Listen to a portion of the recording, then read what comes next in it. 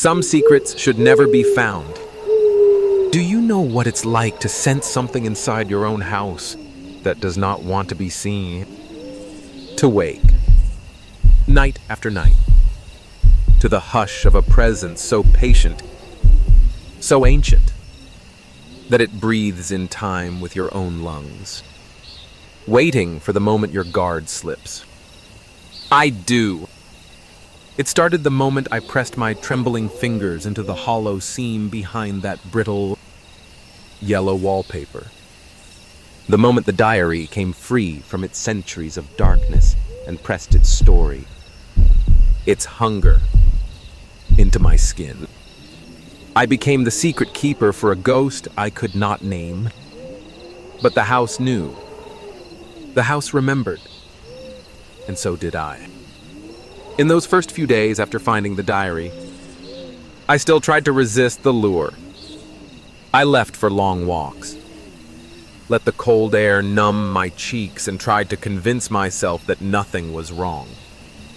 But when I came home, the air was always waiting, heavier than before, thick with a sour sweetness like rotting flowers and old, spilled ink.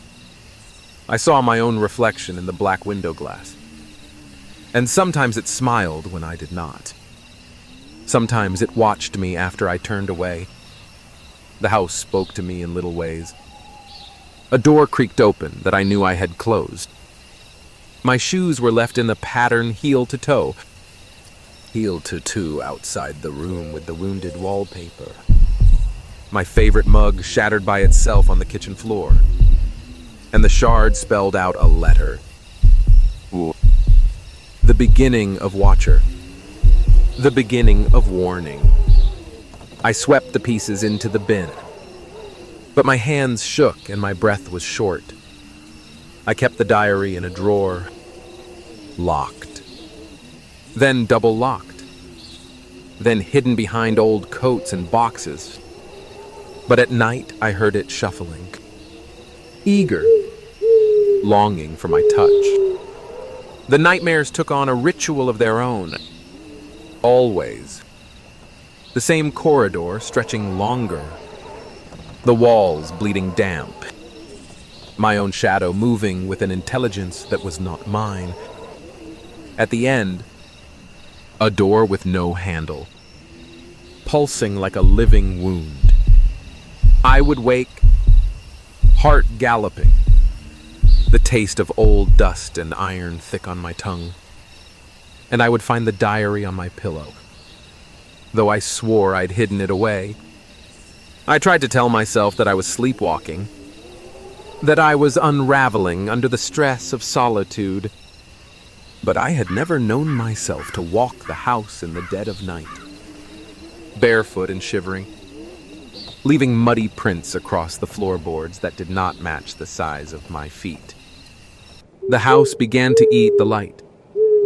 Bulbs flickered and died in their sockets, and even candles burned low and guttered, as if the very air was hungry for darkness.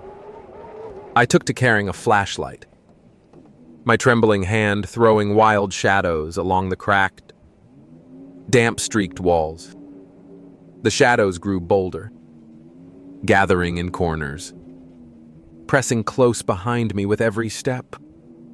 At times, I felt them nudge at my back, a whisper of cold breath that made my skin crawl.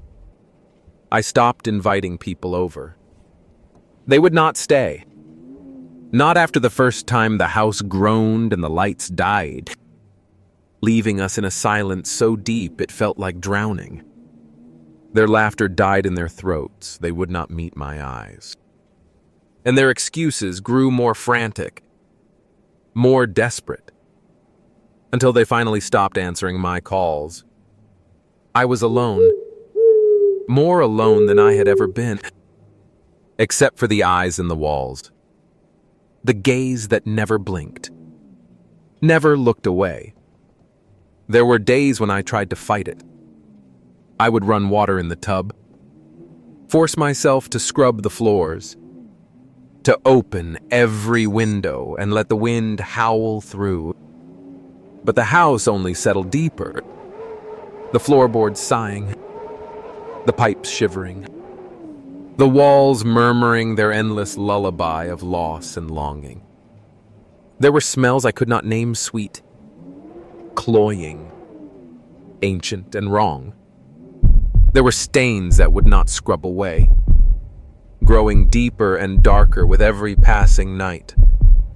One evening, the sun long since drowned behind storm clouds, I found myself in the old corner again, staring at the split in the wallpaper. My fingers itched. I pressed my palm against the wall, feeling it pulse beneath my skin. Hot and alive, the diary called out to me, a longing so deep it burned. I pulled it from its hiding place and opened to a page I had never seen before. The writing was frantic, clawed into the paper with the pressure that had torn the fragile page. You are mine now. I am inside. I see through your eyes. I dream through your sleep. We are the same. Soon you will forget your name. I slammed the diary shut and hurled it across the room. It thudded against the wall and fell to the floor, pages splaying like broken wings. The air grew so cold my breath smoked. I heard the sound again, scratching. Closer. Frantic inside the walls. Just inches from my ears. It was not the sound of rats. It was fingernails. Desperate.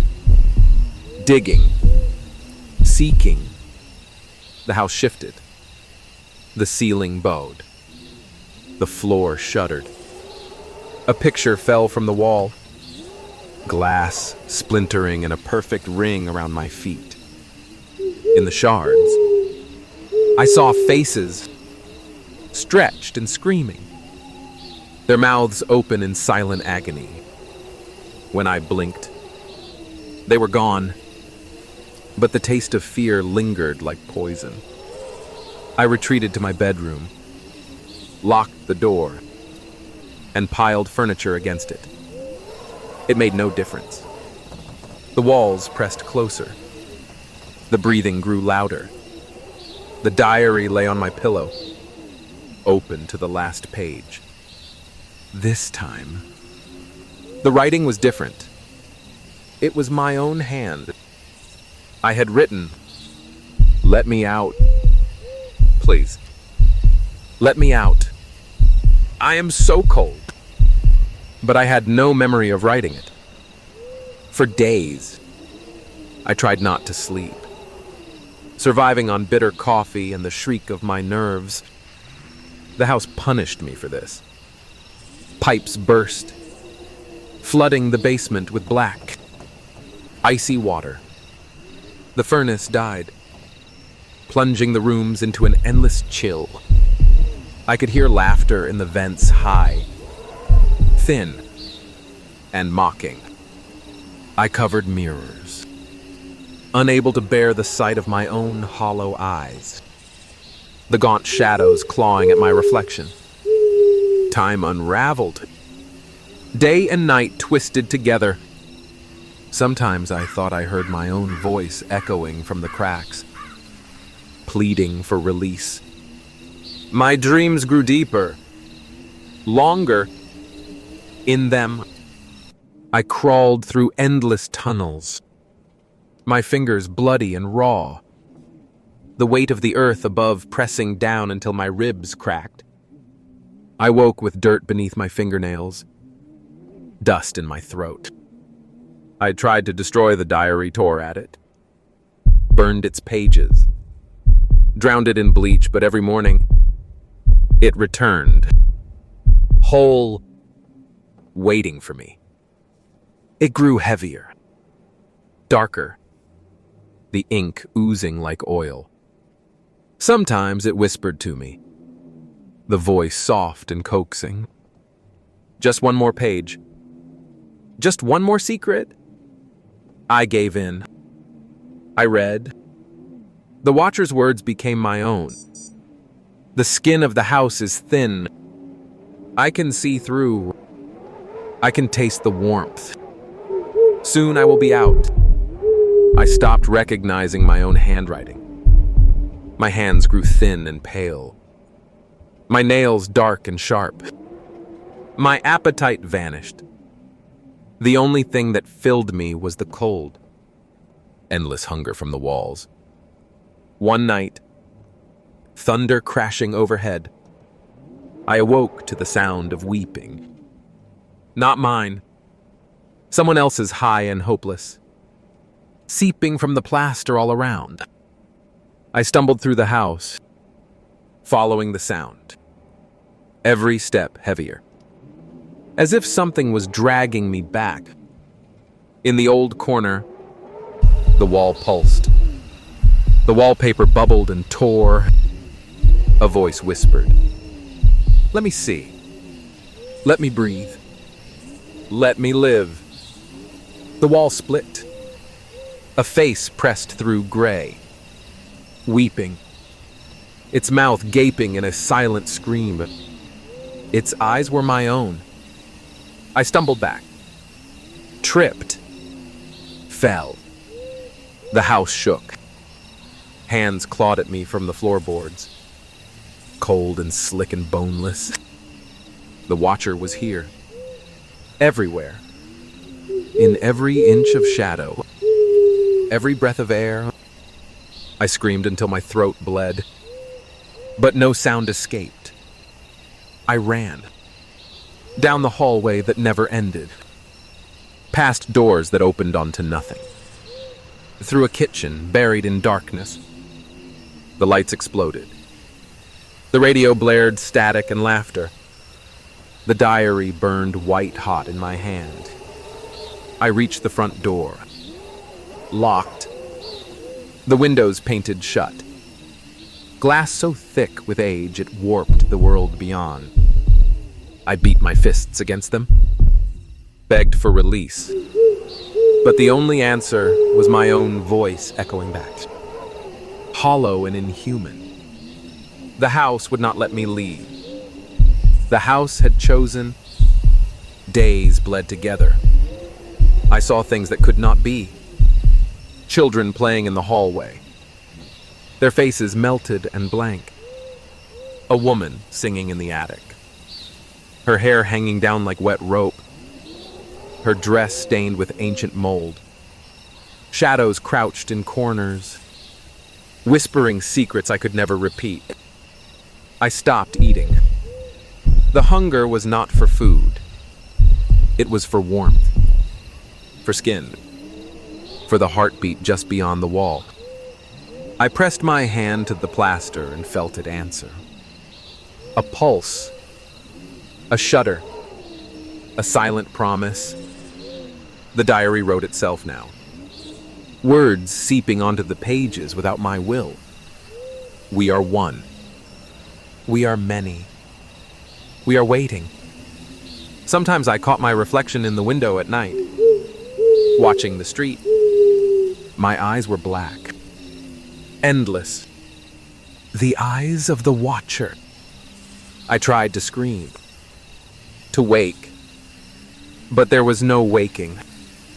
Only the endless darkness of the house. In the end, I stopped fighting. The house filled my blood, my bones, my every thought. I became part of it. The eyes in the walls, the voice in the vents, the hunger behind the plaster. Now, I watch the new owners move in. I see their hopeful faces, hear their laughter echo in the empty rooms. I press my face to the crack in the wall, breath steaming against the cold, and wait. I write my story into the dust, into the very fabric of the house. I am patient. I am hungry. I am here. Some secrets should never be found. Some doors, once opened, never close again. And now that you know my story, Mr. Q, listen carefully tonight. The house is not empty. The walls remember. And soon, they will remember you. The walls are watching. You cannot hide.